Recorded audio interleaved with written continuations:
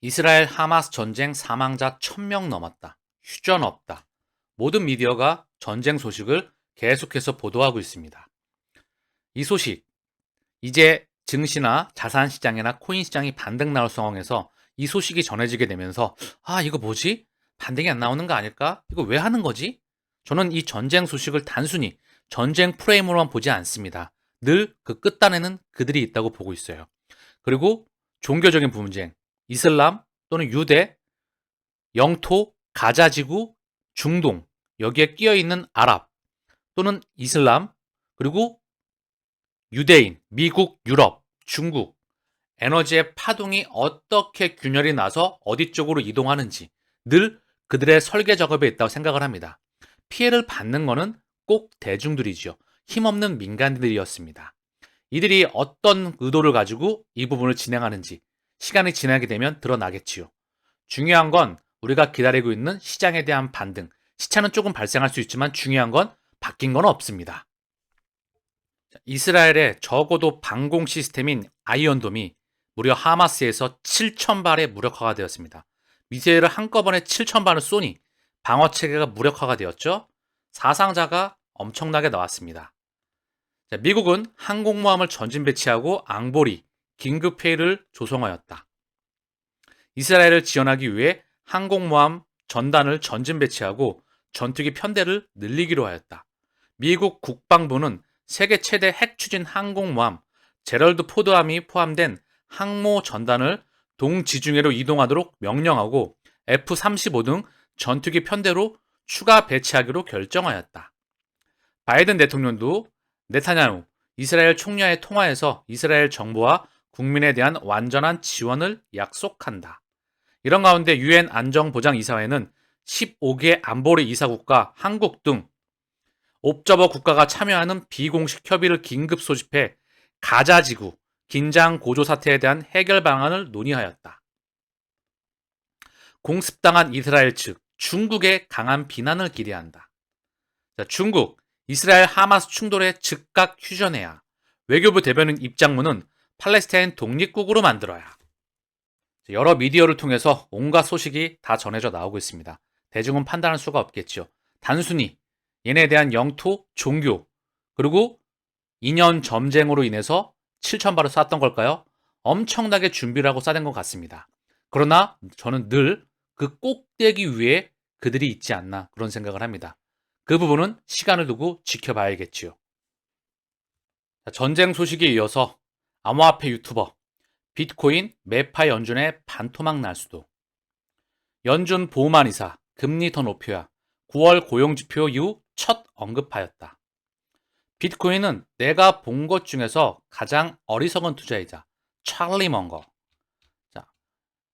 워렌 버핏의 버크셔에서의 부회장 찰리 먼거이죠. 99세로 워렌 버핏의 가장 친애하는 파트너이다. 이 기사를 보고 어떻게 생각하십니까? 고지고대로 받아들이십니까?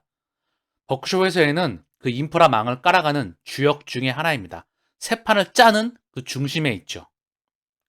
원달러 환율은 1,400원 넘을까? 고금리 컴백.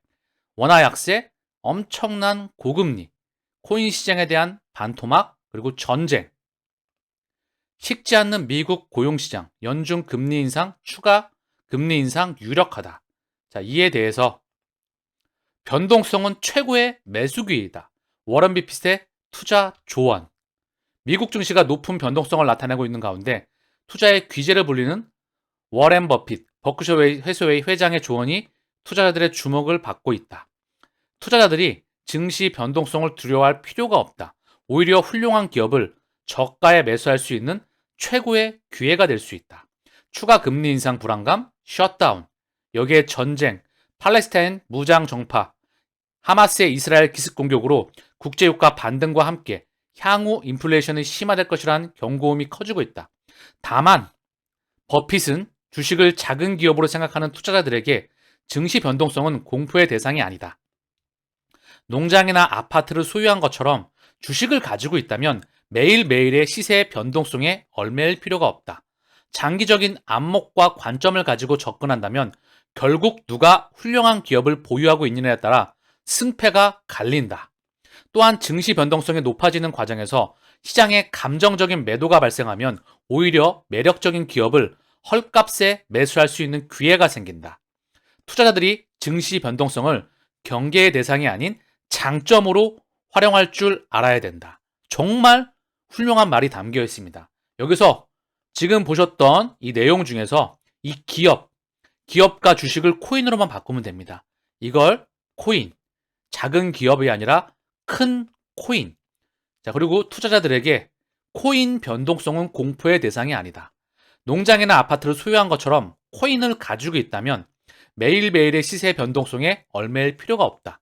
장기적인 안목과 관점을 가지고 접근한다면 결국 누가 훌륭한 코인을 보유하고 있느냐에 따라 승패가 갈린다. 제가 가상자산 시장 이제 응애하고 태어났다. 현재는 비트코인과 이더리움, 얘가 원투펀치이죠. XRP, 얘가 맨 끝단으로 갑니다. 각 섹터별 대장 코인들, 얘네가 없으면 다음 문명을 구현해낼 수가 없어요. 스위프트 2.0 블록체인 분산원장, 거기에 대장은 바로 이놈이죠. 훌륭한 투자 대상, 변동성이 생길 때마다 기회로 활용하라. 버크셔 해서웨이, 현재 오마의 현이라 불리죠. 지난 100여 년 동안의 세계 최고의 투자자였습니다. 그러나 제가 일관되게 말씀을 드리고 있죠. 지금 다음 문명은 버핏이 주인공이 아닙니다. 바로 여러분, 바로 나. 이 천문학적인 응애하고 태어난 1200배 성장하는 이 시장에 지금 초기 투자하고 있는 여러분입니다. 투자 수익률에서 천문학적인 수익률로 남게 될 겁니다. 자, 비트코인의 가격은 3,800만 원 언저리예요. 큰 변동이 없습니다. 얘는 올라간 게 그다지 크진 않죠. 2천만 원을 찍고 4천만 원 부근에서 계속 에너지를 응축하고 있어요. 요게 응축하다가 방향성이 터질 겁니다. 아래로든 위로든. 아래로 터질 거라 생각하시는 분들은 퍼펙트 스톰을 예상하시면 돼요. 폭락이 나오겠죠. 그럼 폭락하고 매집을 하십시오. 저는 그렇게 보지 않습니다. 폭등을 예상합니다. 시간차는 발생하지만 그 시그널은 올 수밖에 없다. 다만 온통 미디어, 그리고 지표, 가격, 전쟁, 이제는 모든 것들을 동원해서 더 공포의 대상이 커지고 있네요. 그러나 버핏을 통해서 우리는 다시 한번 지혜를 컨닝할 수가 있었습니다. 변동성을 기회로 잡아라. 코인 시장은 그다지 큰 영향을 받고 있지 않다. XRP는 705원 언저리, 이더리움은 221만 원 언저리입니다. 미국 변호사 제레미 호건 변호사가 SEC와 리플의 소송 2026년에서 2027년 결론을 전망한다. 만약 SEC가 본안 소송까지 가고 항소를 제기할 경우 2027년 6월 14일이 가장 가능성이 높은 최종 판결일. 자, 시나리오를 크게 4가지로 제시해주고 있는데요. 본안 소송 진행 확률은 39.4%. 자, 이 경우 최종 항소에 대한 판결은 2026년 이전까지 나오기 어렵다. 추가 소송을 위해 아날리나 토레스 판사에게 환송될 가능성이 높으며 이 경우 2027년 6월 14일이 최종 판결을 전망한다. 계급 개별 피고와 합의 시에는 확률은 32.1%. 항소 법원까지 가는 과정을 9개월에서 12개월 단축 가능하다. 다만 합의가 이뤄진 후 사건은 구제소송으로 변환돼 진행될 것이며 이 경우 2026년 8월 14일까지 소송은 연장될 것. 완전 합의는 확률은 18.9%. 리플에게 상당한 벌금을 징수할 수 있다. 예상의 시나리오는 확률은 8.6%. 그러나 이 경우에도 2026년까지 XRP 증권성에 대한 약식 판결은 2026년까지 유효할 것. 소송에 대해서 제가 일관되게 말씀을 드리고 있죠. 지금 이 시나리오 4가지와 시기 2026년에서 2027년 결론 전망은 누구의 생각이다? 제레미 호건 변호사의 개인적인 생각입니다. 중요한 건 참고만 할 뿐이고요. 그 시기는 누가 정한다? 그들이 정합니다.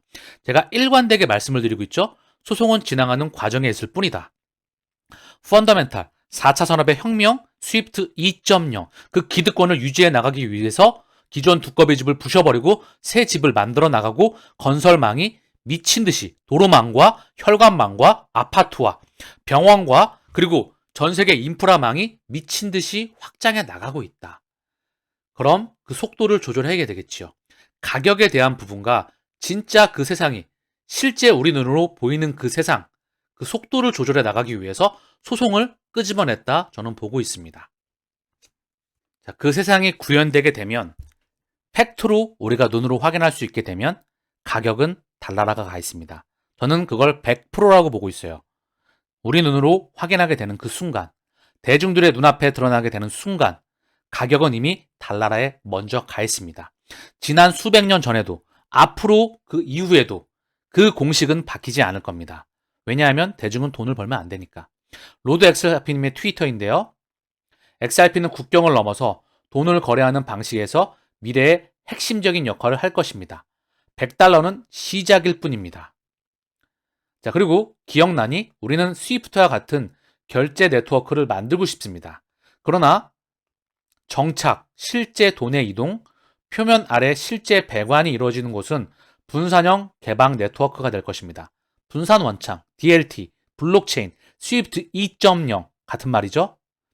이거라고 데이빗 슈왈츠가 말합니다. 최종 게임은 정보처럼 쉽게 눈에 보이지 않게 돈이 움직이는 것입니다. 답안을 이야기해주고 있습니다. 100달러는 시작일 뿐입니다.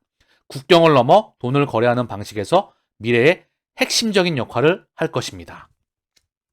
세계 최대의 컨퍼런스 중에 하나이죠. 토큰 2049가 9월 달에 싱가포르에서 열렸습니다. 제미니의 타이런 윙클보스, 서클의 제레미 알레이어, 비트맥스의 아서 헤이즈. 여기 업계 대표자들이 여기 한자리에 모입니다. 당연히 리플 또한 참여하겠죠. 파트너사로서 리플은 참여하고 있고요. 그리고 토큰 2035는 매년 두바이와 싱가포르에서 개최되는 세계 최대의 암호화폐 컨퍼런스입니다. 주요 웹3 회사 및 프로젝트의 창립자와 임원들이 업계에 대한 견해를 공유하고 그 방향성을 제시하는 곳이죠. 여기 업계 리더들이 참석하였다. 서클, 구글, 바이낸스, OKX, 스웨카이어, 비트겟, 쿠코인, 아마존 웹서비스, 제미니, 비트고, JP 모건, 비트메인, 골드만삭스, 전 세계 기득권의 업체가 여기 다 참여하고 있죠. 당연히 연사로서 브래디 갈링하우스 또한 여기 연사로서 참여를 합니다. 그리고 리플의 아시아 태평양 수석 부사장이죠. 브룩스 앤스 위스 또한 여기 연사로서 참여하였다. 무빙 머니 앳 인터넷 스피드. 돈의 무빙. 정보는 가치가 미친 듯이 무한히 빠르게 확장하는데 돈은 이동하지 못했죠.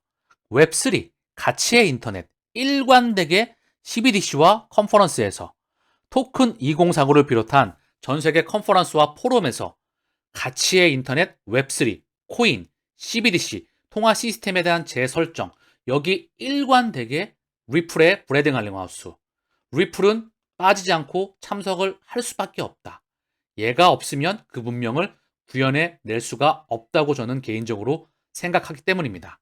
2023년 의제는 웹3, 디파이, 메타버스, AI와 암호화폐 융합, 블록체인 확장, 규제, 글로벌 매크로 등을 포함한 광범위한 주제를 다룰 것입니다. 왜 항상 이들이 여기 포진하고 있는지 다시 한번 되새김질 하시면서 투자를 임하시길 바랍니다. 우리의 미래, 가상자산의 미래는 100% 확실하고요. 이 시장은 메가 팽창합니다. 그 팽창하는 규모를 누구도 예상할 수는 없어요. 확실한 건 100% 확실한 건 이제 응애하고 태어난 초기 시장입니다. 여러분들은 기관 투자자, 전 세계 쩐주보다 먼저 들어와 있다. 그렇기 때문에 우리는 부자가 될 수 있는 티켓을 들고 있다. 그런 생각을 할 수가 있겠죠. 오늘 방송을 마치면서 변동성은 최고의 매수 기회이다. 그리고 시나리오 1과 2는 단 1도 변형되지 않았습니다. 우리 시간은 올 수밖에 없다.